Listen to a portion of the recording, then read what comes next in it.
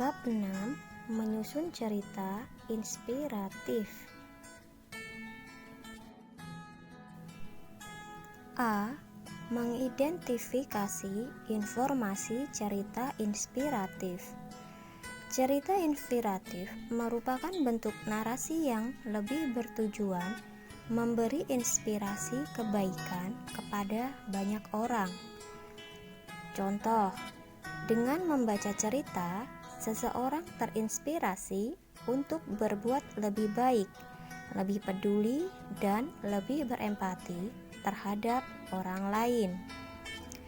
Inspirasi adalah percikan ide-ide kreatif akibat hasil proses belajar dan peduli dengan lingkungan.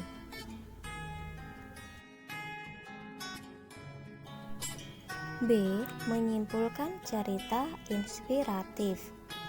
Hal-hal yang harus diperhatikan dalam menyimpulkan cerita inspiratif antara lain: 1. Orientasi, yaitu pengantar cerita.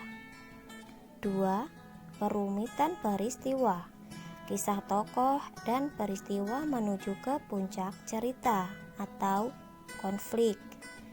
3. Komplikasi, yaitu puncak atau inti cerita dan tempat kisah yang menjadi inspirasi. 4. Resolusi, yaitu peristiwa menyadarkan tokoh tentang kebaikan. 5. Koda, yaitu penutup cerita atau kesimpulan pesan moral. C. Menelaah cerita inspiratif. Menyusun cerita inspiratif sama dengan menyusun cerita pendek lainnya. Pada umumnya, cerita inspiratif bertemakan kepahlawanan. Perjalanan sang tokoh secara jelas terbagi atas 3 bagian wajib, yaitu 1.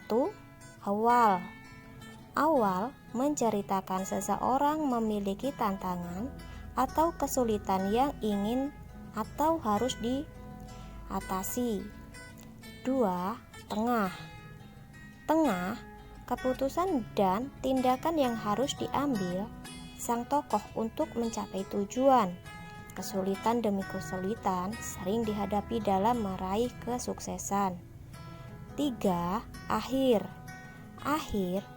menceritakan sukses yang diraih dan adanya hasil positif sebagai akibat keputusan dan tindakan sang tokoh.